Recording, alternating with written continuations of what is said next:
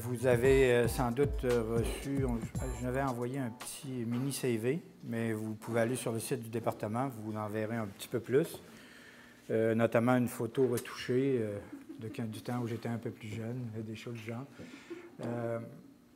Une petite correction que je dois faire, je ne suis pas un des fondateurs du département, pas du tout. Le département existait quand je suis arrivé. Et à ma connaissance, le fondateur du département, c'est M. de Lagarde. Et évidemment, avant le département, il y a existé des programmes. Donc, il y a des fondateurs de programmes qui sont antérieurs à ça. Mais la création du département, c'est M. de Lagarde qui l'a piloté, à moins qu'il me corrige. Moi, je suis arrivé après ça. Les textes que je vous ai recommandés, dont je vous ai recommandé la lecture, je pense vous ont, si vous les avez lus bien sûr, sensibilisé au fait que le département, qui se nomme Département d'information et de communication, pour ses études avancées, a adopté graduellement l'expression communication publique. Et cette adoption-là, elle s'est faite, elle est, comme on dirait, ancrée dans le temps et dans des circonstances particulières sur lesquelles je ne reviendrai pas, si ce n'est très indirectement, dans ce que je voulais raconter. Je voulais aussi demander à quelqu'un de me surveiller. Il paraît que quand je pars, il faut arrêter la cassette. Mais là, je pensais que je faisais une demi-heure et on vient de me dire que j'ai droit presque à 1 heure. Alors, peut-être que je vais être épuisé avant que l'heure se termine. Mais sinon, faites-moi signe parce que... On reviendra avec des questions sûrement, François. Merci. Alors, donc, vous savez déjà que par la définition qui est donnée de la communication publique sur le site du département, qu'il s'agit davantage d'un champ de recherche que d'une discipline. Il n'y a pas vraiment de prétention à ce qu'il existerait une discipline de la communication publique. C'est un découpage d'un territoire, un ensemble d'objets sur lequel le département entend développer son expertise, utiliser son expertise, faire des recherches, faire aussi de l'enseignement. Donc, c'est véritablement comme un découpage dans une courte pointe où on a pris un morceau et qu'on a défini comme étant la communication publique. C'est une première remarque importante. Et puis, ça a débouché même sur une réduction de cet ensemble d'objets, puisque, comme vous le constatez pour les études de doctorat, on a défini 3 axes de recherche et non pas tous les axes possibles par rapport à ces objets-là. Ces objets-là, évidemment, sont dans l'ordre du discursif. Hein? C'est vraiment la parole publique qui est notre objet. C'est de façon très, très générale. Et puis avec des accentuations sur lesquelles je ne vais pas revenir tout de suite.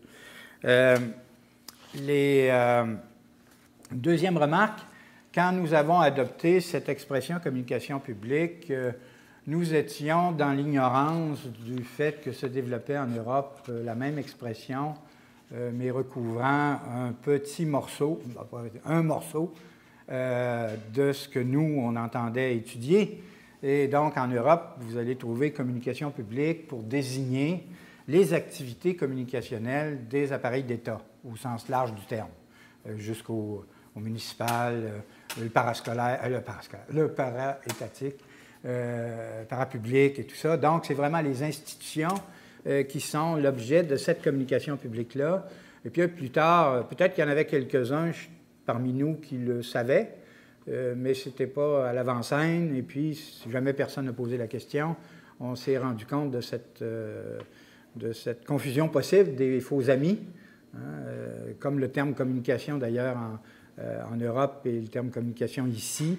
Là aussi, il y a une dimension faux amis. D'ailleurs, 2 de mes collègues sont tombés dans une de ces trappes-là quand ils ont parlé de journalisme de communication, parce que ça a été interprété en France comme étant le journalisme des communicateurs, donc des relations publiques, ce qui n'était pas du tout l'objet de leurs affirmations. Alors, ils se sont fait descendre en flammes, ils se sont fait interroger, et donc il y avait un quiproquo qui perdure d'ailleurs, parce que l'usage du mot communication qu'eux avaient fait était plus dans un sens très général de celui des linguistes.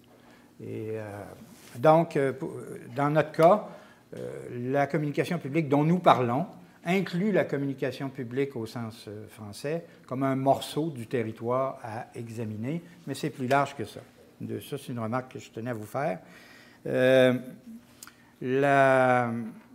Par ailleurs, il y a aussi, vous l'avez constaté, une réduction de notre territoire sous différents aspects.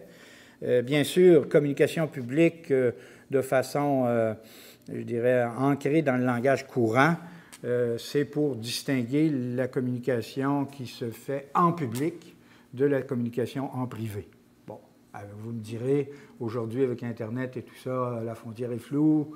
C'est vrai, mais ça fait partie de la reproblématisation de la parole publique. C'est une des dimensions sur lesquelles il va falloir développer plus de recherches encore.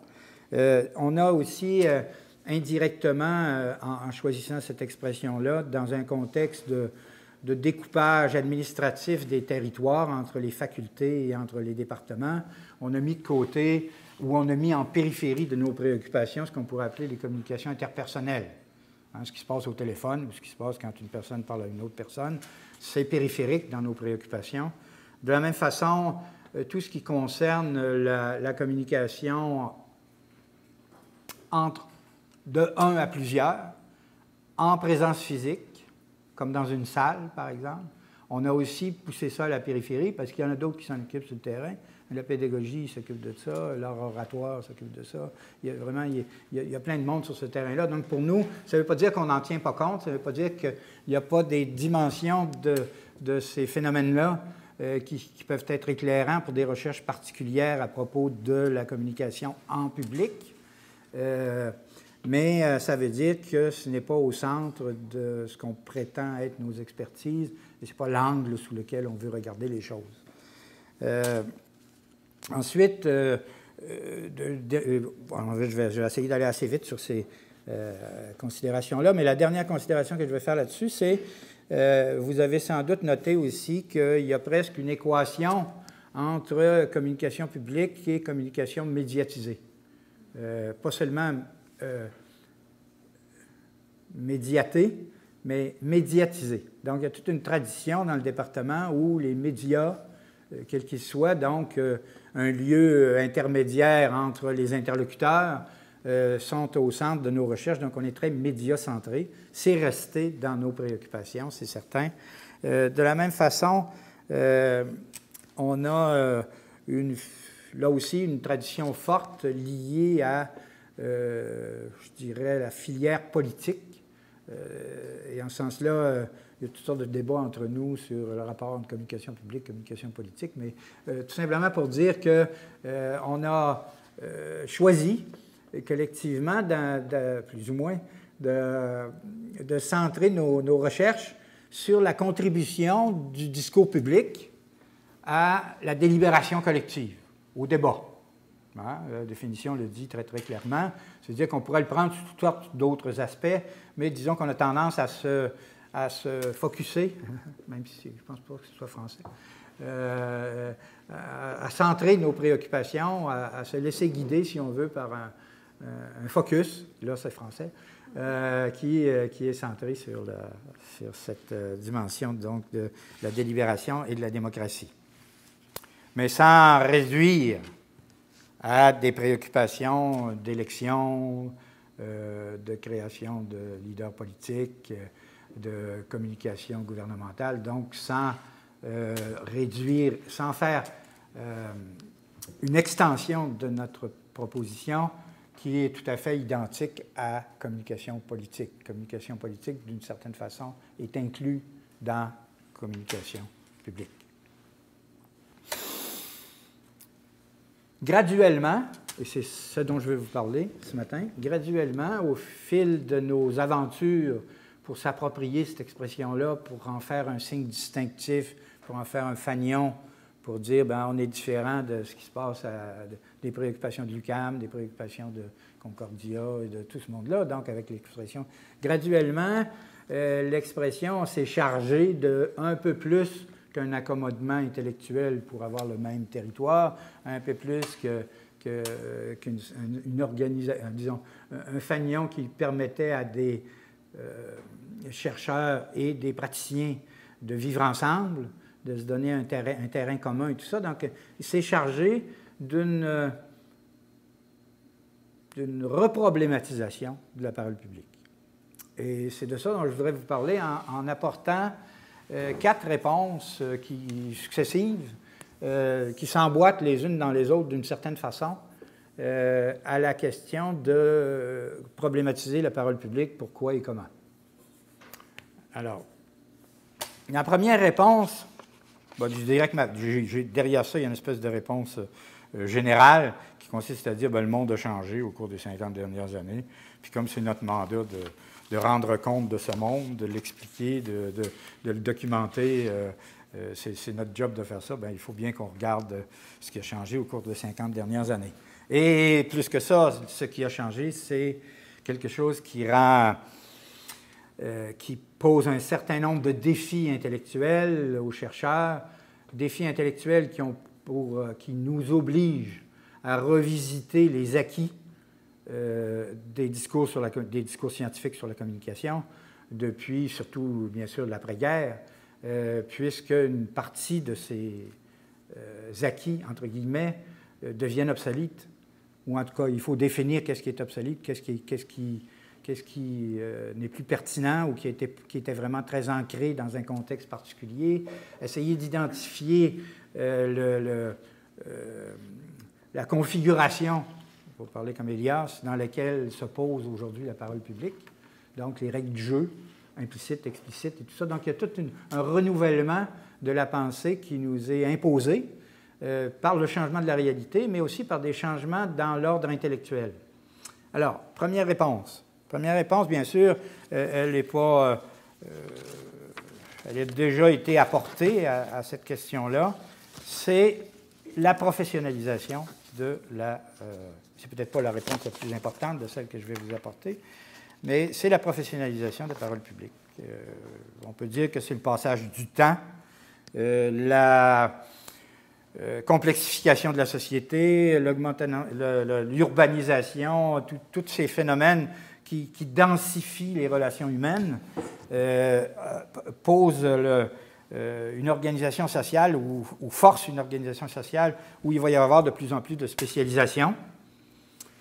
Et évidemment, le développement des métiers, développement de spécialisation, développement d'expertise qui se fractionnent et qui se redéveloppent un peu comme, pour prendre un exemple dans mon domaine où je travaille plus, le journalisme au départ, c'est la sociologie, le journalisme au départ, c'est les relations publiques, c'est tout ça. Et puis au 20e siècle, il va se développer des spécialités qui vont se distinguer du journaliste, le journaliste lui-même étant interpellé, forcé de se centrer sur quelque chose, de se trouver un discours justificatif socialement, de mieux identifier. Puis en plus, l'enseignement du journalisme, qui va prendre son essor dans les années 50-60 dans les pays développés, cet enseignement du journalisme-là va forcer à construire un discours explicatif, à codifier les normes implicites et tout ça. Donc, il va y avoir là aussi une contribution de l'enseignement à la consolidation de spécialités. C'est une première dimension. Celle-là est assez, je dirais, assez identifiée. Il y a une deuxième dimension que j'inclus dans la professionnalisation de la parole publique, c'est l'expérience collective, mais cette fois-ci de tous les usagers et de tous les citoyens dans les sociétés occidentales. 50 ans de télévision, de radio, 150 ans de presse écrite, industrielle, commerciale et tout ça, ça veut pas, ça donne une expérience pratique des médias, expérience pratique que l'on voit dans toutes les tentatives de développer des téléréalités ou des choses de ce genre-là. On voit des gens ordinaires, non spécialisés, qui n'ont pas étudié ça, se pointer en public avec un mimétisme de choses qu'ils ont appris en les voyant faire. Il y a de ce côté-là, donc, toute une vulgarisation, toute une éducation aux médias qui n'est pas formelle, qui est informelle et qui, au fur et à mesure du développement de l'univers médiatique dans les sociétés complexes et développées, donne à tout le monde une expérience de la mise en public, qui est une expérience indirecte, mais qui peut être récupérée par les individus. On voit d'ailleurs que cette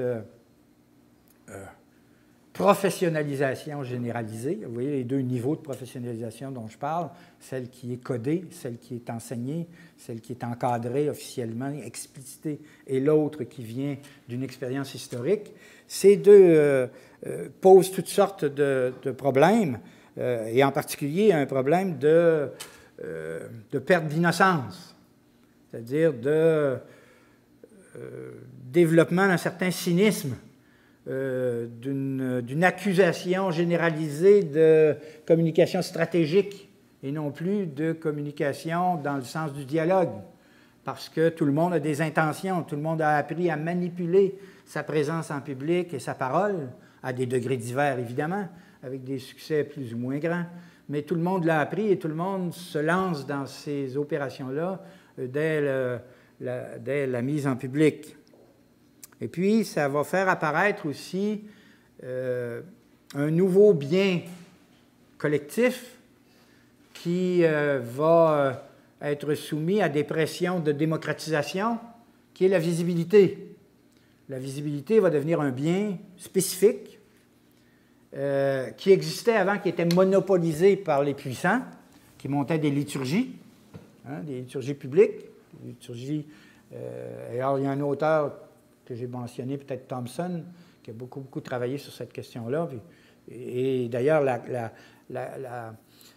prise de conscience, la prise de conscience, je dirais, scientifique de la montée de ce nouveau bien démocratisable, c'est dans les années 90. On est déjà très, très avancé dans l'expérience collective.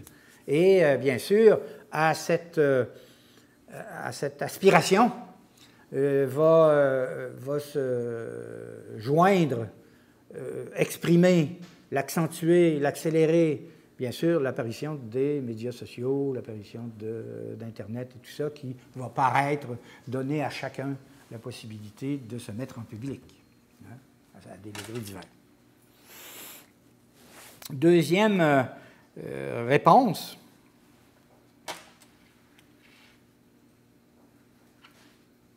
Donc, à cette première-là, ce que je l'ai dit, ça va causer une certaine crise de l'authenticité. Alors, actuellement, c'est une des valeurs les recherchées par tous les critiques de tous les côtés, c'est l'authenticité, le retour à la naïveté. Pourquoi est-ce qu'on ne redeviendrait pas innocent et naïf? Et pourquoi est-ce qu'on ne ferait pas une communication qui serait du fond du cœur, de mon fond profond? Comme disait, je ne me souviens plus quelle personne à la télévision... pardon? C'est ça. Donc, la deuxième réponse, c'est quelque chose qui s'est passé dans l'ordre, à la fois dans la réalité sociale et dans l'ordre de la recherche, qui est le glissement graduel des préoccupations vers la réception en matière de communication publique. On peut dire, pour faire des raccourcis, qu'on a commencé à attaquer les questions de communication publique dès l'apparition de l'écriture qui sédimentait un objet différent des locuteurs, puisqu'on pouvait mettre à plat quelque part. Alors, la première préoccupation a été cet objet-là, est-ce qu'il traduit véritablement ce que veut dire celui qui le produit, mais c'est aussi, est-ce que cet objet-là, d'une certaine façon,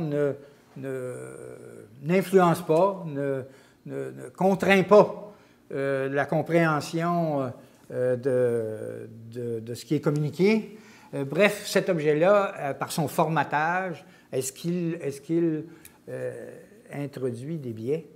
Est-ce qu'il contribue ou est-ce qu'il masque ce qui devait se transmettre dans la communication interpersonnelle ou d'un individu à plusieurs?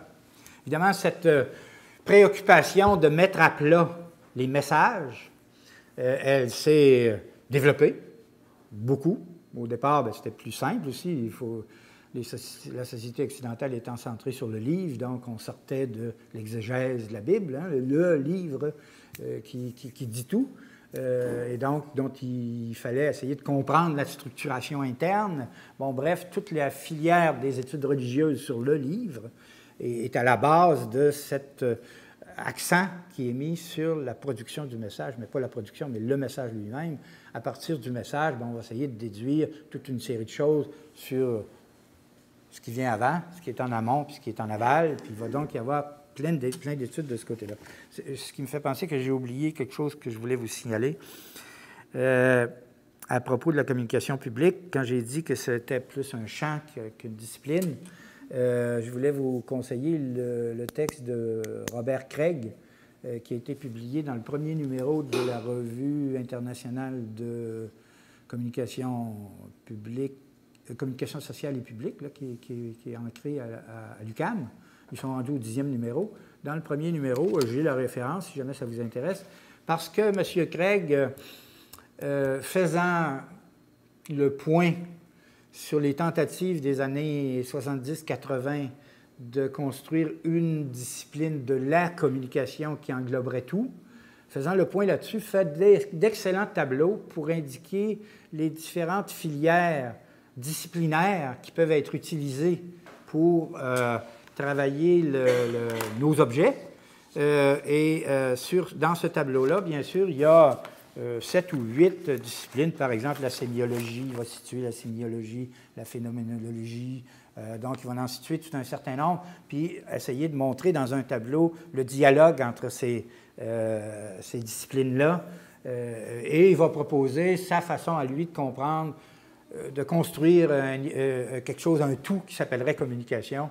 Ça, bon, je mets ça de côté. Ce que je trouve intéressant, c'est que ça vous donne une idée des filières disciplinaires, c'est-à-dire, bon, parlons de discipline, il faudrait remonter à Kuhn pour discuter de ça, donc c'est une réalité à la fois sociale et intellectuelle, et dans une discipline, normalement, il y a des théories préférées, il y a des techniques de recherche préférées aussi, il y a un certain nombre d'a priori, il y a une sensibilité, puis il y a une gang de monde qui défendent la discipline en question.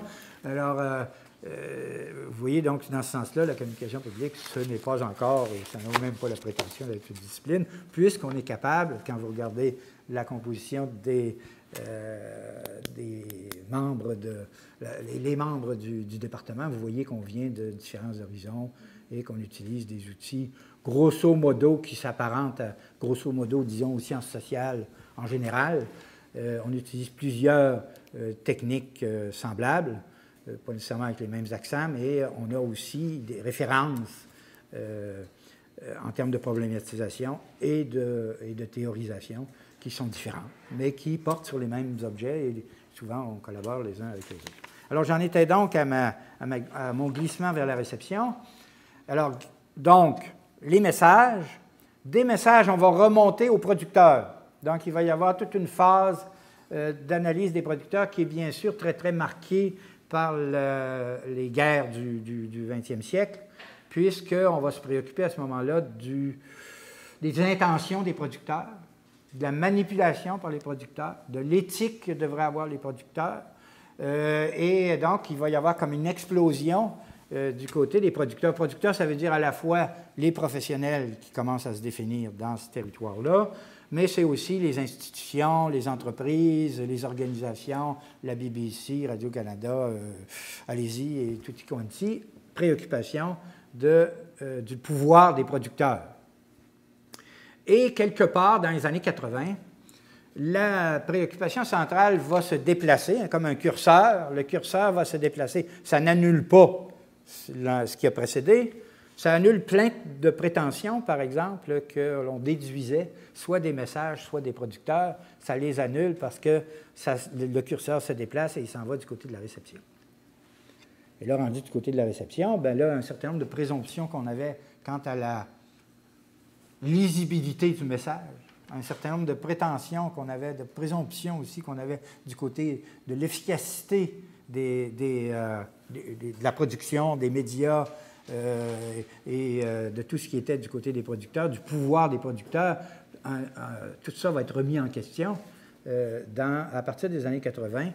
Et quand je disais que c'était... Ça, c'est dans l'univers, si on veut, de la recherche, mais en même temps, ce glissement vers la réception repose aussi sur un changement beaucoup plus profond dans la société qui, grosso modo, pour faire encore là de la caricature, hein, c'est mon journaliste qui refait surface, correspond à des réorientations sociales importantes. L'indicateur qu'on pourrait utiliser, c'est ce qu'on a appelé les Reaganomics, hein, donc le président Reagan, Mme Thatcher puis le président Reagan, c'est-à-dire une conception de l'économie qui part de ce qui était keynésien et qui s'en va vers qui va devenir le néolibéralisme, tout ça. En gros, ce que ça veut dire, c'est qu'auparavant, pendant une période qui va de la Première Guerre jusqu'aux années 80, à peu près tout le monde, dans l'univers, disons chez les intellectuels, prônait un développement qui passait par une action forte de l'État et surtout une augmentation de la capacité de consommation des gens. Donc, ça voulait dire, on donne de l'argent au monde, si on leur donne de l'argent, ils vont acheter des affaires, s'ils achètent des affaires, il va se développer des trucs. Bref, on courait dans ce sens-là. Hein? Et puis, à partir des années 80, on va inverser la chose, on va dire, non, il ne faut pas donner d'argent aux gens, il faut baisser le coût de production. Donc, ce qu'il faut, c'est libérer les innovateurs et les entrepreneurs. Déréglementation. Tout azimut. Plus on déréglemente, plus tout le monde va essayer de baisser les prix. En baissant les prix, puis en maintenant constant la somme d'argent pour les acheter, hein, on va donc multiplier la quantité de biens qui peut être consommée. Et on est actuellement encore dans cette logique-là qui domine à peu près toute la pensée économique. Je parle de celle, bien sûr, dans le débat public. Alors, cette dimension-là va avoir un effet assez rapide dans l'univers des médias, c'est qu'elle va faire craquer la stabilité, l'ordre, si on veut, entre les acteurs, et on va voir apparaître un foisonnement de nouveaux médias. Donc, va s'accélérer la concurrence. La concurrence pour bien sûr avoir une audience, la concurrence pour avoir des consommateurs, et donc on va assister au phénomène de fragmentation des publics. On est encore dans cette poussée-là. Au Québec, pour donner des exemples, dans les années 80, ça va être l'arrivée du FM qui va rendre possible la radio communautaire, par exemple. Ça va être l'arrivée du câble qui va rendre possible la multiplication des chaînes. Et dans ce sens-là, les médias communautaires ont été des pionniers puisqu'ils ont poussé pour la multiplication des chaînes en devenant eux-mêmes des chaînes à l'échelle régionale. Bon, il y a toutes sortes de considérations autour de ça, peu importe. Et puis le satellite, bien sûr, qui va apparaître. Et puis après ça, vous allez dans les années 90, vous avez Internet. Et là, on commence à voir l'effet, par exemple, sur les chaînes de télévision. Hein, Québécois qui s'en va devant le CRTC puis qui dit on ne peut plus vivre avec une réglementation pour nous, puis pas de réglementation pour Internet. Puis Netflix américain, il est rendu à 15 % des foyers canadiens. Là. Puis ça monte tout le temps. Pas juste Netflix, mais d'autres fournisseurs de contenu. Alors, on va donc avoir une multiplication des médias en même temps qu'un abaissement des coûts de production. Donc, on va passer, par exemple, dans la presse écrite, des rotatives au offset. Et puis, maintenant, on est rendu à des impressions laser avec des imprimantes. On peut produire un petit journal pour 2000 personnes assez facilement à des coûts très faibles, payables par un seul individu. Donc, ça stimule donc la production. Et du côté de la recherche, si on prend la recherche américaine, on va voir les fonds de recherche s'en aller de plus en plus dans la direction des recherches sur... Mais le monde, ils font de quoi avec les médias? Pourquoi est-ce qu'ils vont sur tel média? Pourquoi est-ce qu'ils ne vont pas sur tel-là? Comment est-ce qu'ils reçoivent tel type de message? Parce que l'abondance, la surabondance des messages qui sont envoyés avec la surabondance des médias va faire qu'on est super sollicité. Évidemment, il y a des phénomènes de filtration qui se développent, des moyens de défense chez les individus. Ça aussi, c'est une autre dimension qu'il faut étudier, notre façon de scanner, hein, de balayer, de déclasser, de ne pas voir certains types de messages. Et alors, tous ces phénomènes-là sont très, très liés au nouvel environnement dans lequel nous sommes plongés. Alors, dans cette logique-là, nos collègues, pour prendre un exemple, nos collègues de Bonville et Charon ont, à propos du journalisme, mais au-delà du journalisme, développé cette idée d'hyperconcurrence, qui vient d'ailleurs de l'économie de l'innovation dans le domaine du numérique.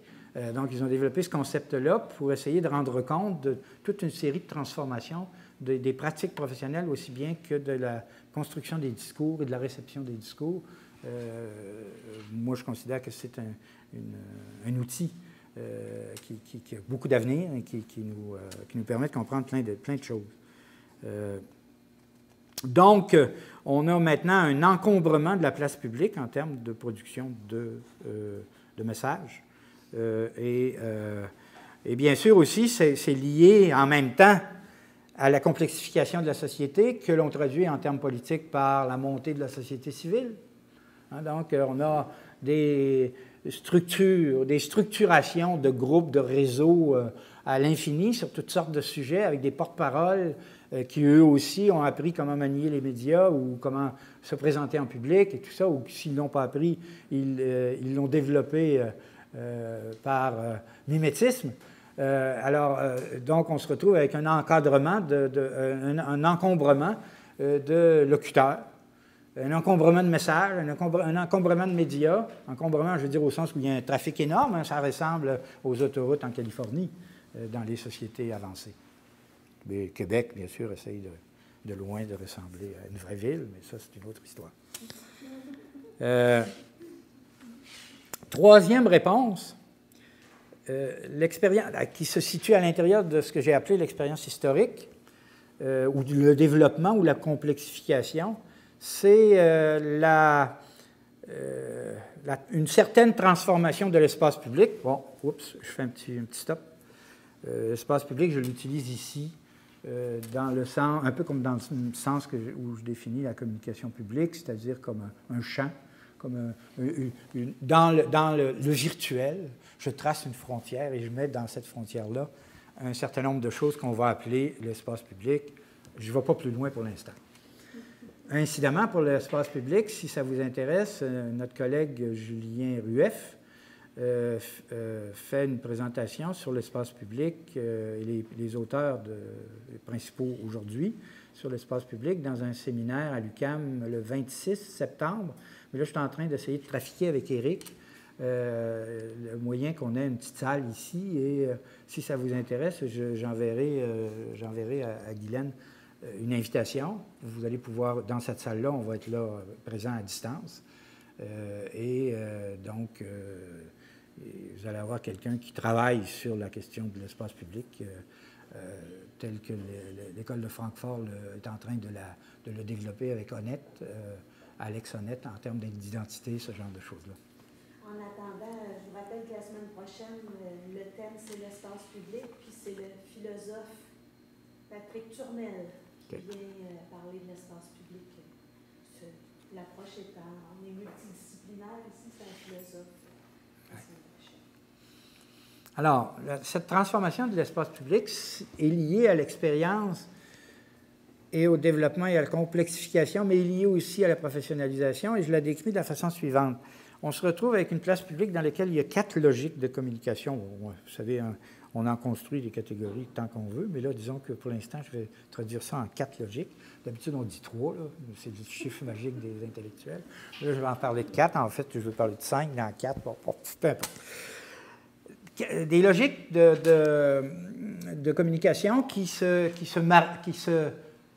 présentent dans les mêmes lieux, mais qui ne sont pas motivés de la même façon, ce n'est pas le même objectif et tout ça, et qui sont présentes maintenant et développées, très développées, dans le même lieu, qu'on appelle l'espace public, et forcément, il y a des interactions entre ces... et donc beaucoup d'hybridation.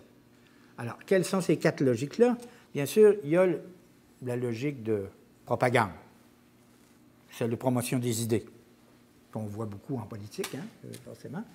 Qui est idéologique et en même temps dans lesquels on voit toutes sortes de phénomènes de désinformation, d'intoxication, de relations publiques des bonnes causes. Ici, on appelle ça en partie l'intervention sociale. Après ça, bon, bien sûr, toutes les interventions de la société civile, les ONG de l'environnement. Donc, il y a un paquet d'acteurs qui font des discours qu'on peut appeler grosso modo de la propagande. Vous savez que le mot propagande, ça vient de l'Église catholique, hein? C'était pour la propagation de la foi. Donc, c'était pour la transformation des idées des gens, éventuellement de leur comportement. Donc, cette logique de promotion-là, elle est antérieure presque à toutes les autres en termes de pratiques professionnelles, et elle est très développée, elle est très présente. Et bien sûr, dans un contexte de forte concurrence, elle ressuscite, si on veut, l'importance des études en rhétorique, en art oratoire, en théâtre, justement pour l'efficacité du discours public promotionnel. Là, j'utilise le mot promotion, pas dans le sens que je vais l'utiliser après. Il y a une deuxième filière, bien sûr, dans laquelle on parle souvent de promotion, c'est la filière commerciale, la vente, hein, avec des intentions de vendre quelque chose. Donc, vendre, ça veut dire une transaction financière quelque part. Alors, toute la publicité commerciale, bien sûr, le marketing. Et même celle, là-dedans, on peut inclure une certaine accentuation du côté des médias en tant qu'entreprises qui ont besoin d'un public de cette logique, disons, un développement, un aspect de la logique de commerciale qui est rester donc à l'écoute. C'est-à-dire qu'on a n'importe quoi dedans, ça n'a pas d'importance. Ce qui compte, c'est que vous soyez là. Et c'est d'ailleurs le grand truc d'Internet. Ce qui compte, c'est que vous soyez avec vos bebelles, puis que vous soyez en train de manipuler vos équipements, puis parce que c'est ça qui paye. C'est les équipements, puis la télécommunication qui payent. Le contenu, n'importe quoi, pourvu que vous soyez là. Hein? Vous voyez, là, je caricature encore. Là. Je sers d'un cran. Là. Je tourne la vis en espérant que le ressort ne saute pas. Bon. Troisième logique, bien sûr, qui est là depuis toujours dans l'espace public, c'est la logique du divertissement.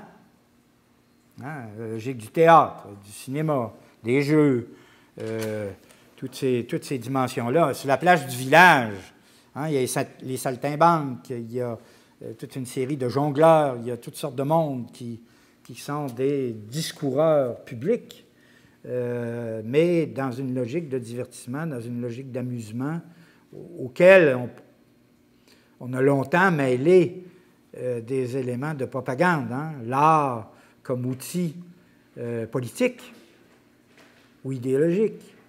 Oui, donc l'hybridation, ça n'a pas commencé hier matin, là.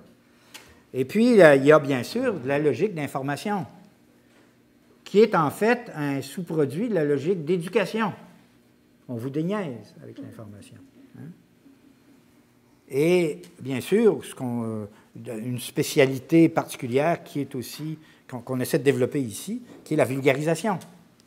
En prendre des discours ésotériques, des discours scientifiques, et puis les amener pour l'ensemble du peuple.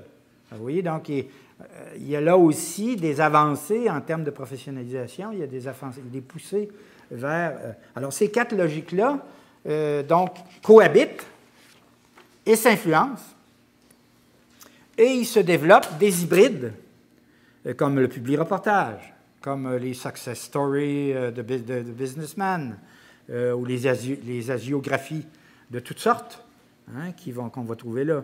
Bien sûr, le vedettariat, hein, le vedettariat comme une forme de starification de l'individu lui-même. On va trouver des politiciens qui sont pas beaucoup plus que des stars, il n'y a pas grand-chose de plus à l'intérieur.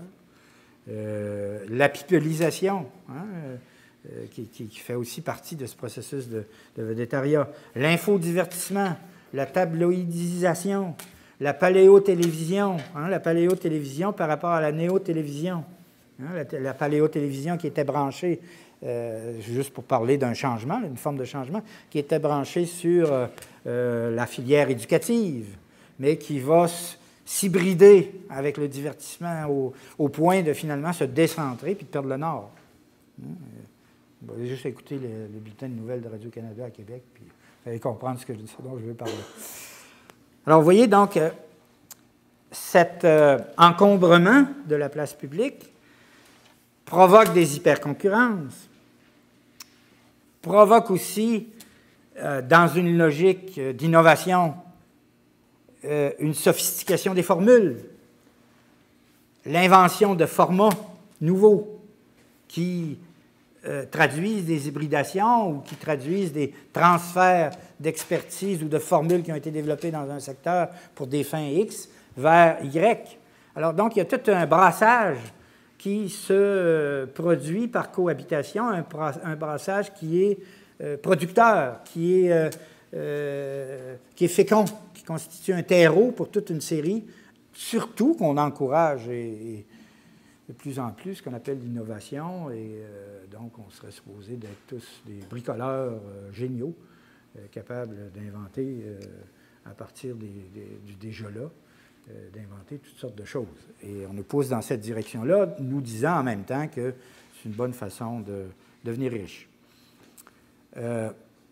En réaction à ces hybridations-là, évidemment, il y a plein de tentatives intellectuelles pour retrouver le Nord. Et en ce sens-là, l'école de Francfort, avec Habermas, avec l'espace public, introduit un élément d'éthique, un axe d'éthique, qui est une réaction à ce phénomène-là, qui avait commencé à être étudié par eux dès l'industrialisation des médias, dès le moment où les médias écrits vont se diviser en deux grands groupes, les médias populaires puis les médias de qualité d'élite et tout ça. Dès ce moment-là, donc, on voyait apparaître certains travers qu'on considérait comme des travers sur le plan de la conception de la société et qui ont commencé à être documentés à ce moment-là et dénoncés, évidemment. Et il y a là des outils qu'on peut récupérer en leur donnant même plus d'ampleur que ce qu'ils avaient à l'époque. La quatrième, elle est hasardeuse et elle est vraiment de mon cru, donc c'est moi qui l'ajoute. Je ne suis pas certain qu'il y a beaucoup de mes collègues qui le partagent. Ce n'est pas parce qu'ils seraient hostiles, ils ne la connaissent pas. Donc, je vais vous sortir une nouveauté, qui n'est pas vraiment une nouveauté. La densité des changements de la dernière partie du XXe siècle, donc c'est ma proposition, aurait produit l'équivalent de ce qu'un auteur appelle le retournement du monde, c'est-à-dire un changement, un seuil qualitatif de transformation de l'environnement qui est une rupture, qui est une continuité bien sûr, mais qui est une rupture et qui a ses propres traits, si on veut, très collectifs de cet ensemble, de ce nouvel ensemble, de cette nouvelle écologie de la parole publique. C'est comme s'il y avait si on divisait l'activité humaine en 4 grands secteurs, c'est comme s'il y avait un alignement des astres. Les astres, ou une quantité de changements dans ces 4 secteurs-là qui fait qu'ils se joignent ensemble et ça produit un changement qualitatif et un saut, un seuil, si vous voulez. D'abord, ou si vous voulez, 4 grappes de changement qui se mettent ensemble et qui font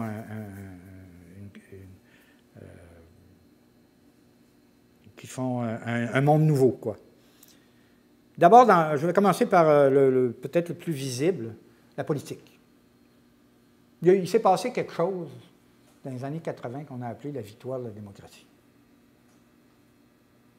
Il y avait avant deux grands opposants, si on veut, dans l'ordre idéologique, le libéralisme capitaliste, puis le socialisme.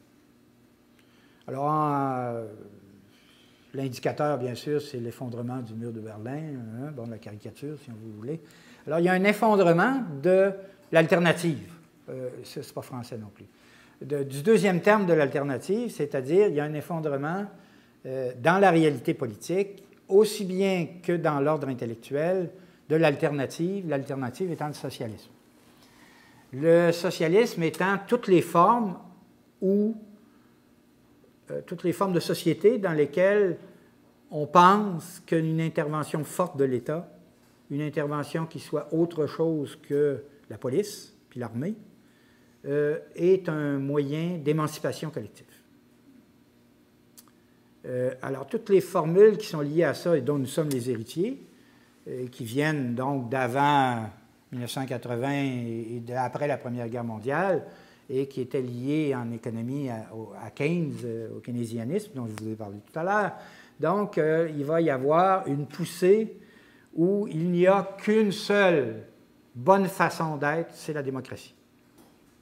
Donc, on peut dire une avancée démocratique qui va se traduire par différents phénomènes. Le premier phénomène est de nature purement politique. On va voir les pays africains basculer vers la démocratie.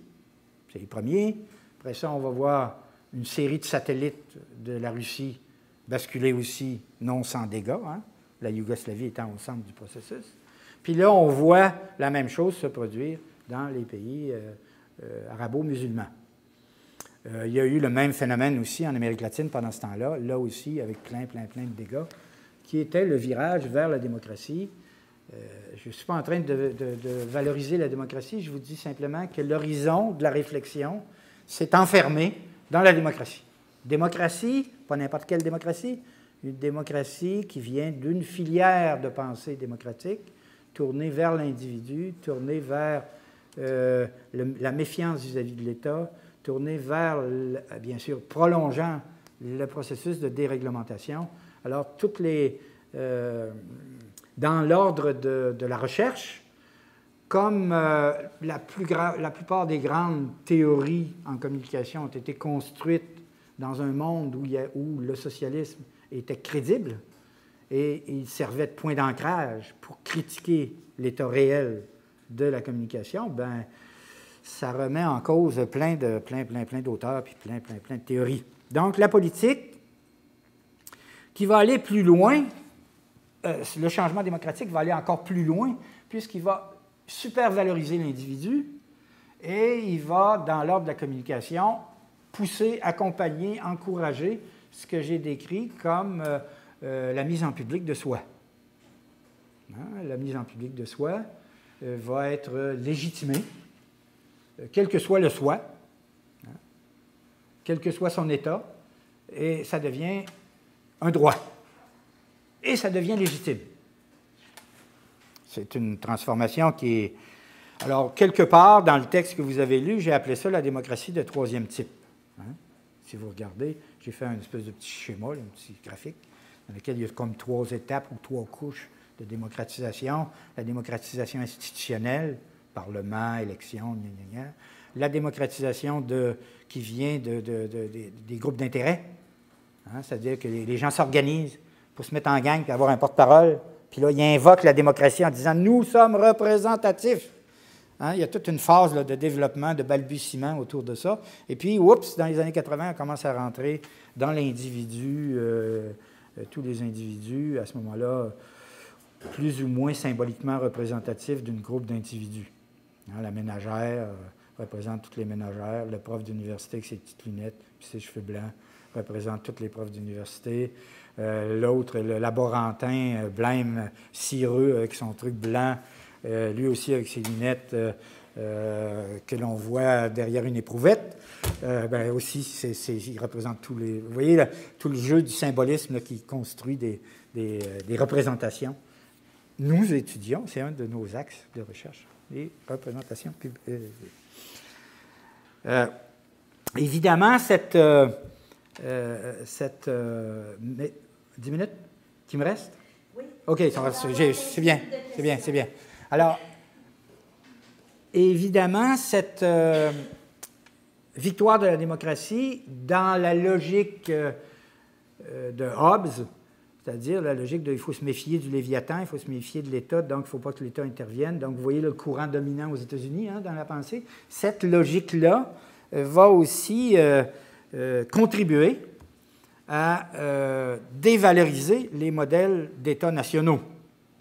Puisque là aussi, on va dire aux États nationaux, il faut libéraliser, il faut ouvrir vos frontières, il faut se replier. Hein, donc, il va y avoir un lien avec un autre phénomène qui s'appelle la mondialisation. Évidemment, vous avez un deuxième élément, ce qui se passe dans l'univers technique, dans l'univers des découvertes techniques. Et là, va se prendre son essor une filière d'innovation qui est le numérique. Le numérique, bien sûr, ça a commencé bien avant ça, avant-guerre. On a utilisé le numérique aussi dans certains armements pendant la guerre. Et les ordinateurs qui ont commencé, la télévision et tout ça. Alors, le numérique va devenir une source de nouveaux gadgets, de toutes sortes de gadgets, et dans l'ordre des communications, principalement. Non, c'est pas vrai. Dans l'ordre des communications. Si on regarde dans l'ordre de la médecine, c'est encore pire, ou plus grand. L'impact de la numérisation dans la médecine, c'est considérable, c'est en train de faire péter tous les systèmes de santé du monde. Tellement c'est puissant. Je ne m'aventurerai pas là parce qu'il faut juste 10 minutes. Juste pour vous dire que, qu'est-ce que ça va faire? Ça va construire le système mondial des télécommunications. Hein? Donc, ça, c'est un outil transfrontière. Ça a commencé à l'intérieur des multinationales. Hein, les multinationales, dans les années 60, 70, début des années 80, développaient leur propre système interne qu'ils numérisaient quand ils le pouvaient. Et puis, oups, il va y avoir un essor avec le soutien de l'État. Les États-Unis vont prendre le leadership de ce côté-là, en poussant, bien sûr, la libéralisation partout.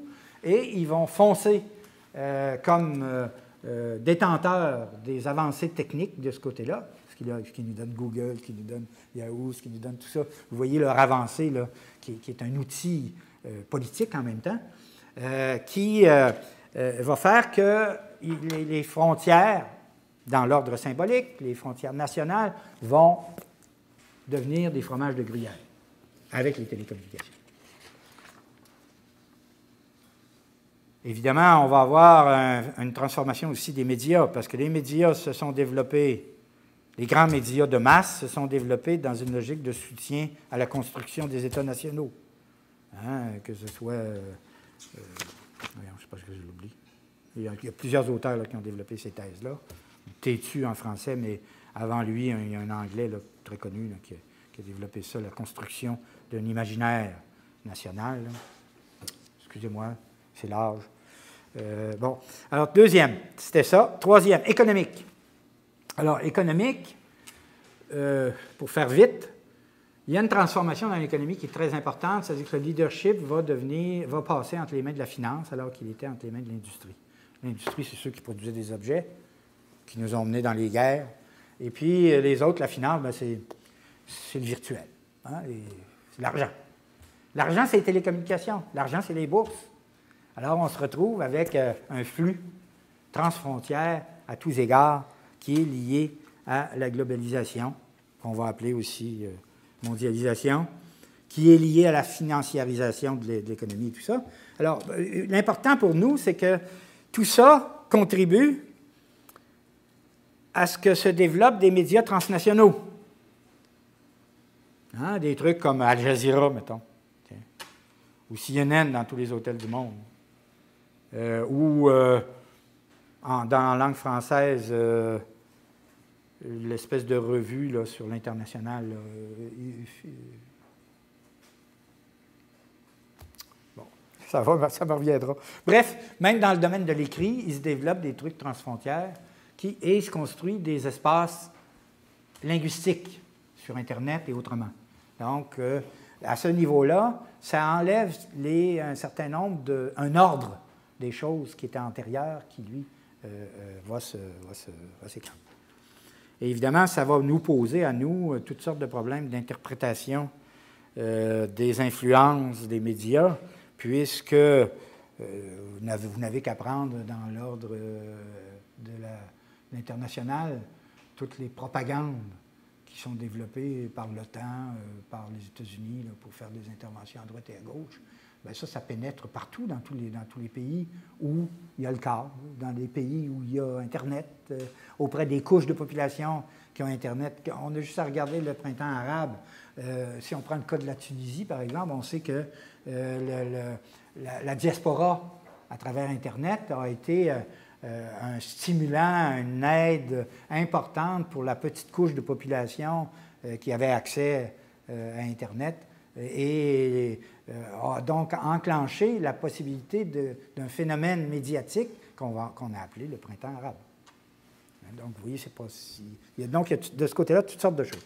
La quatrième, et c'est peut-être la plus problématique, c'est celle qu'on pourrait appeler le culturel. Qu'est-ce qui se passe dans l'ordre culturel? Alors, la première chose, bien sûr, c'est la valorisation de la démocratie, et en particulier de la démocratie de troisième type. Alors, une des caractéristiques de cette démocratie-là, c'est que l'individu devient adulte à un moment arbitraire. Et quand il devient adulte, il est parfait. Il n'a plus besoin de se perfectionner, puisque ce qu'il est à ce moment-là peut s'exprimer publiquement et légitimement et être valorisé comme étant égal du voisin. Alors que vous soyez une grosse bolle avec un postdoc ou que vous ayez un cours d'eau, que vous soyez Asperger ou génial, et génial et Asperger, ou que vous soyez un débile léger, ou que vous soyez n'importe quoi, n'importe qui, vous avez le droit d'être en public et il n'y a personne qui a le droit de vous dire que vous êtes pire que l'autre à côté puis que vous avez besoin de changer. Voyez-vous le problème en éducation? Bon. Évidemment, là, j'ai caricaturé, j'ai tordu un peu les choses, mais... Donc, en devenant adulte, au moment arbitraire, vous avez 18 ans, ou 16 ans, vous êtes un adulte, et vous n'avez plus besoin de vous perfectionner. Ce qui a été traduit en termes plus généraux par les porteurs de ce qu'on a appelé le postmodernisme. Même Habermas lui-même va dire le modèle de la modernité, celui où l'homme devait se perfectionner toute sa vie en devenant meilleur, plus rationnel, avec un outil qui était la science. Il y a du monde qui pense ça, mais il y en a d'autres qui pensent autre chose. Donc, relégitimation du religieux. Oups, là, on commence à... et aux États-Unis, c'est beaucoup venu avec la contre-culture. Hein, la contre-culture comme lieu de récupération de pensées antérieures, évidemment aussi des états seconds provoqués par les drogues et ce genre de choses-là. La contre-culture des années 70 est porteuse d'une récupération et d'une relégitimation de modes de connaissance qu'on prétend être des modes de connaissance qui auparavant, chez les intellectuels, avaient été dégradés ou considérés comme étant invalides parce que montait la science. Et là aussi, il y a de l'expérience historique. La science a été productrice de la technique et la science a été productrice des désastres du 20e siècle. Et puis, le symbole de ça, bien sûr, c'est la bombe atomique. Donc, il y a une perte de légitimité de la science et de la raison et du modèle du bourgeois de la modernité. Alors, quand vous combinez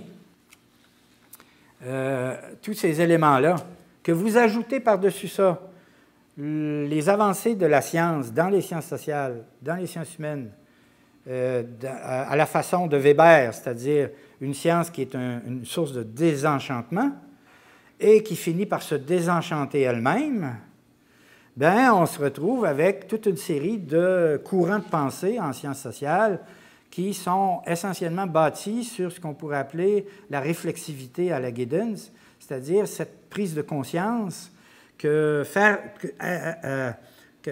être un savant, ce n'est plus être un savant, c'est faire de la science. Et faire de la science, ça veut dire essentiellement savoir les choix que l'on fait et la portée limitée des résultats que l'on obtient. Alors là, vous avez toute une série d'écoles, constructivisme, interactionnisme, anthropologie culturelle, réflexivité à la Giddens, société du risque de Beck, qui sont toutes des expressions de cette déstabilisation de la science elle-même, à l'intérieur d'elle-même. Et donc, quand vous additionnez tous ces phénomènes-là, évidemment, au niveau de la communication, le défi qu'on a, c'est de rendre compte de cette réalité-là, de tester ces hypothèses-là, à savoir est-ce que ces changements-là ont vraiment lieu, et s'ils ont lieu, comment ils se manifestent, et donc revoir aussi les théories, les systèmes normatifs, les a priori éthiques et les éclairer les réalités du temps, du monde contemporain. Évidemment, dans la tête de beaucoup de monde aussi, tout ça produit un changement d'imaginaire, un changement de préalable, un changement de présupposé, une sensibilité qui ébranle et qui fait qu'on est peut-être, en termes de sciences sociales, on est peut-être aussi dans un changement de paradigme au sens de Kuhn, c'est-à-dire on bascule dans un univers où il faut entrer des paramètres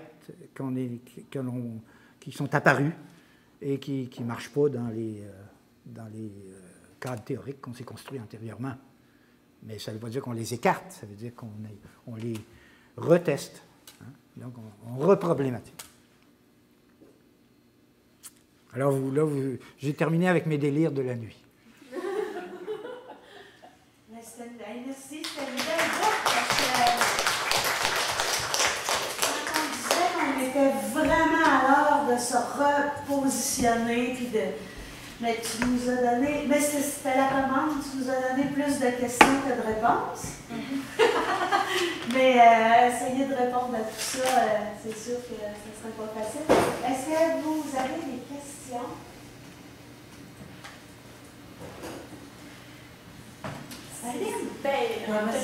Je les ai toutes posées, c'est pour ça qu'il y en a. Oui, ben en fait, c'est ça, c'est justement, c'est que ça porte vraiment à la réflexion, tout ça, il me semble que j'ai besoin de... Décanter, hein? Oui.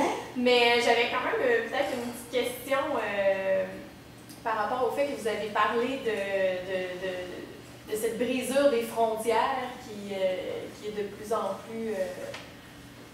qui se déroule en ce moment, en fait, qu'il y a de moins en moins de frontières, mais il y a quand même encore des endroits où ils résistent à cette brisure-là. Il y a certains endroits dans le monde où pensez-vous qu'ils vont être capables de garder cette brisure-là encore longtemps? Pensez-vous qu'ils vont être encore capables de s'isoler?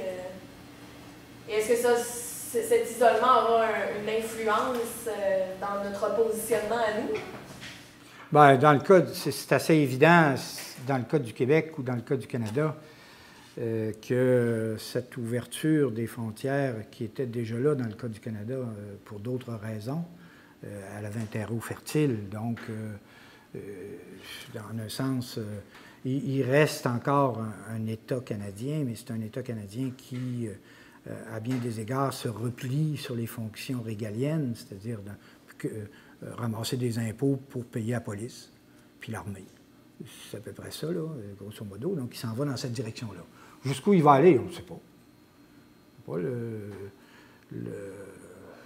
Un des problèmes des sciences sociales, c'est que la capacité de prédiction est très, très faible.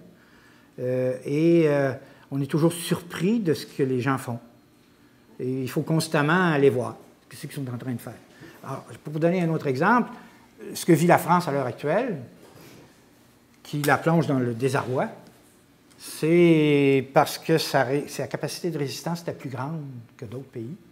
Et donc, elle est sur le break. Et là, ça commence à craquer de partout. Donc, on peut l'interpréter comme ça. Il y a toutes sortes d'interprétations. Ce qui est important, c'est qu'à partir du moment où il y a une globalisation financière, que cette globalisation financière-là a besoin d'une mobilité des matériaux, des ressources, a besoin de plus en plus d'une mobilité des cerveaux. Ça exerce des pressions sur tous les pays qui vont dans la direction d'ouvrir les frontières. Et évidemment, on voit tous les phénomènes de migration vers les pays développés, mais aussi dans l'autre sens. Ce n'est pas le même type de migration, c'est le tourisme, c'est les bonnes âmes là, qui vont faire des bonnes œuvres, qui ressemblent aux missionnaires qu'on a connus nous autres quand on était jeunes. Bref, ça ressemble à un ancien colonialisme, c'est une autre forme de colonialisme, si on veut. Alors, il y a une école de postcolonialisme, d'ailleurs, une école de pensée sur le postcolonialisme. Mais ce qui veut dire que certains lieux sont davantage positionnés à certains égards pour résister aux pressions que cette mondialisation-là entraîne. On peut prendre deux cas. où il y a des histoires spécifiques qui font qu'ils se marient d'une manière que les autres ne peuvent pas avec ces pressions-là. On prend Israël, puis on prend les États-Unis. Les États-Unis parce qu'ils sont la première puissance militaire, puis aussi parce qu'ils sont positionnés historiquement comme au centre de l'appareil de production et tout ça. Bref, eux, derrière ça, il y a aussi question religieuse, dans les deux cas. C'est très, très, très important, la religion comme façon de construire un nous, de construire un lieu mythique, un imaginaire collectif. Et donc, ça, c'est deux cas particuliers, si vous voulez, par rapport... Et il y en a d'autres cas. L'Allemagne, le Japon. On est allemand par la naissance. On peut devenir allemand bien difficilement.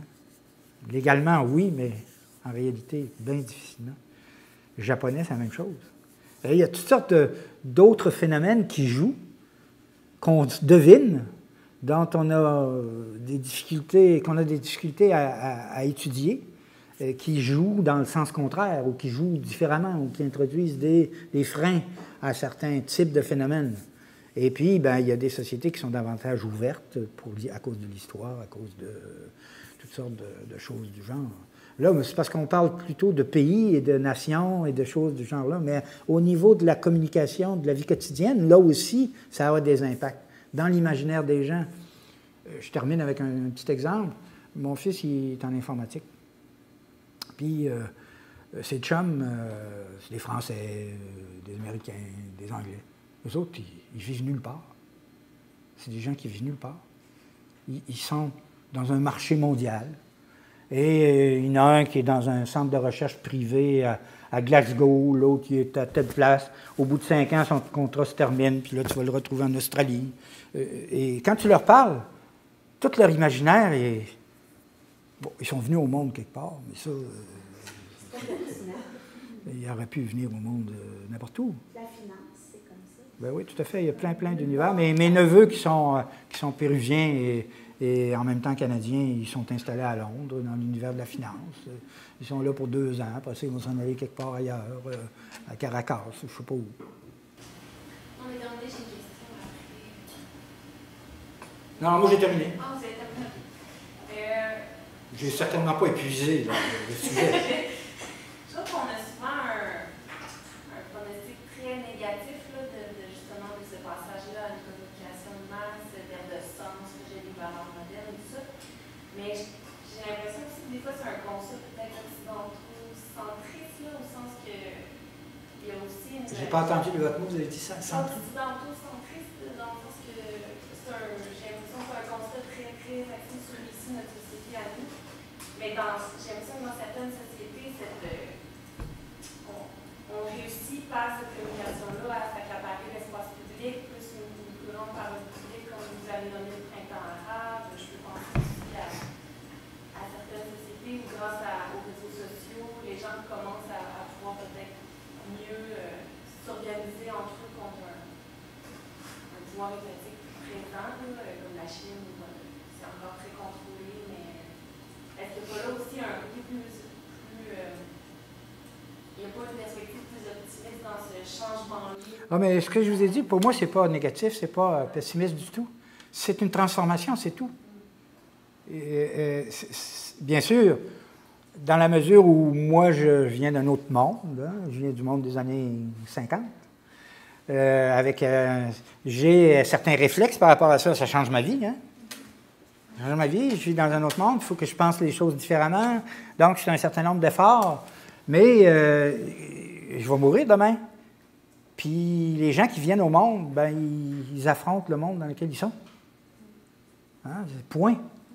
Même s'il y avait un paradis en arrière, il n'était pas là.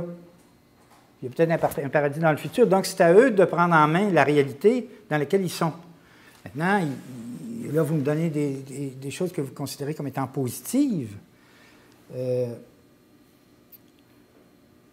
qui, sous un certain aspect, on peut considérer que de lutter contre son dictateur, dans un pays X, c'est une bonne affaire.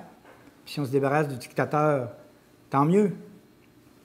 Mais si ça a pour effet qu'un tiers de la population s'en vont, parce que maintenant les frontières sont ouvertes, puis que ceux qui ont le moyen de ne pas rester là pour commencer à transformer la société sacent leur camp, ou encore se branchent sur des réseaux internationaux qui vont leur donner une position particulière dans leur propre pays. Il faut regarder les deux. Hein? La communication, par exemple, mondiale, on le sait de toutes sortes de façons. Je me souviens des études qui avaient été faites sur les compagnies qui vendaient du lait en poudre en Afrique. C'est comme... il y a une affaire que je vois sur des pancartes, ça s'appelle le frein moteur. Je me demandais, c'est quoi le frein moteur? C'est un frein moteur interdit. Qu'est-ce que c'est cette affaire-là? J'ai fini par découvrir que c'était à marcher sur la compression, mais pour les camions. Pas pour les voitures, pour les camions. Quand c'est marqué ça, c'est pour les camions. Et alors, ça me fait penser au fait je pensais que le frein moteur, c'était tu pèses sur les freins, puis tu pèses sur ton moteur. Les deux en même temps, tu sais, sur le gaz puis sur l'autre, les deux en même temps. Donc, dans le fond, tu fais un double mouvement. Mais c'est effectivement ça que la communication internationale a fait à partir des années 50. Elle a, par rapport à plein de populations, elle leur a montré des modes de vie, elle leur a montré des biens qu'ils pouvaient avoir dans un monde où ils ne peuvent pas les avoir. Fait que là, on se retrouve écréanchés avec des populations qui veulent sacrer leur camp parce qu'ils sont médecins. Parce que là, ça, c'est un autre aspect de la période socialiste. Dans les pays socialistes, on a beaucoup insisté sur l'éducation de tout le monde. On a poussé des gens, par exemple, l'Angleterre est allée chercher ses infirmiers, puis ses techniciens, puis ses ingénieurs en Pologne. Ah, il était un peu en retard par rapport aux ingénieurs occidentaux. Mais juste une petite année de plus, puis toc, il devenait fonctionnel. Puis qui c'est qui avait produit ces gens-là? Bien, évidemment, c'était le régime collectif antérieur. Je ne suis pas en train de valoriser ce qu'ils ont fait. Je veux simplement constater que, d'un côté, on stimule par la communication publicitaire et autrement, même par les nouvelles, on stimule des appétits, on brise les mécanismes qui ont fait qu'on se résignait pour un petit pain. On brise ça dans l'imaginaire. Puis là, on dit, il faudrait que vous viviez comme aux États-Unis, avec des chars, puis avec toutes sortes de patentes de ce genre-là. Puis, c'est pas accessible dans un horizon prévisible autrement qu'en émigrant. Et là, on se retrouve avec un problème d'immigration. Puis là, on met des murs. Vous voyez les phénomènes. Mais moi, quand vous me dites positif pour l'avenir, je ne sais pas. Je ne connais pas l'avenir. Tout ce que je sais, c'est que ça crée des problèmes, ça crée des opportunités, puis les gens qui les vivent, ils vont les utiliser d'une façon ou d'une autre. Des fois, je suis capable, en tout cas, je prétends discerner des tendances, mais il n'y avait pas personne qui avait prévu l'effondrement de l'Empire soviétique, sauf par accident, une historienne française. Puis même, elle avait prédit ça, c'était plus un souhait qu'un constat. Mais ça s'est produit. Donc, dans ce sens-là, notre capacité de projeter en avant, ça, c'est un autre des grands problèmes des sciences sociales, des sciences humaines. On est parti au 19e siècle avec l'idée qu'on pouvait considérer la société comme un truc dans lequel on pouvait prévoir le futur. Donc, il y avait un sens à l'histoire. Qu'est-ce que c'est le postmodernisme aussi? Il n'y a plus d'histoire dans ce sens-là. Il y a des choses en arrière. Il y a des choses dans le présent, mais en avant, c'est des fantasmes. Et donc, ça insécurise tout l'univers de la recherche du côté des sciences humaines et des sciences sociales. Ça l'insécurise, parce que tu dis, tout est en relatif. Je me projette dans ma définition du futur, mais je projette mon éthique, mes souhaits, mes valeurs, Alors, vous voyez le genre de problèmes épistémologiques et méthodologiques aussi qui vont se poser de façon aiguë. C'est pour ça que quelqu'un qui fait un doctorat aujourd'hui, dans nos disciplines, la chose qui montre que c'est un vrai chercheur, c'est il dit plusieurs explications possibles, plusieurs théories possibles, j'ai choisi celle-là pour telle raison. Puis, si vous lui posez une question, pourquoi vous n'avez pas fait ça, il y a déjà pensé. Il y a déjà pensé, il est capable de s'expliquer. Puis même, il est capable de définir presque à l'avance les limites de ce qu'il avance. S'il ne fait pas ça, ce n'est pas un chercheur. Être un chercheur en sciences humaines, c'est accepter ça, sinon, c'est vraiment pas de la physique et de la chimie. Il y a tellement de paramètres, il y a tellement de paramètres, puis ce qui est bon aujourd'hui va être bon demain, c'est quoi ils disent en économie? Un économiste, c'est quelqu'un qui passe 50% de son temps à expliquer ce qui va arriver, puis 50% de son temps à expliquer pourquoi c'est pas arrivé. C'est presque... Il faut isoler un petit bout. Alors, demandez-vous pas pourquoi problématiser la parole publique, c'est d'une telle... Le salut est dans reculer autant qu'on peut, hein, théoriquement, puis dans le temps aussi. Reculer autant qu'on peut, puis prendre un picot de cette affaire-là, puis méthodologiquement le filer, puis expliquer un phénomène tout en disant, ben, c'est bon pour aujourd'hui. Puis peut-être si on est chanceux les 20 prochaines années.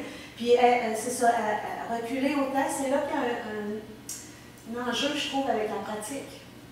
C'est que si on veut expliquer minimalement les 25-30 prochaines années ce qui va arriver, il faut faut comprendre le phénomène loin en amont. Hein.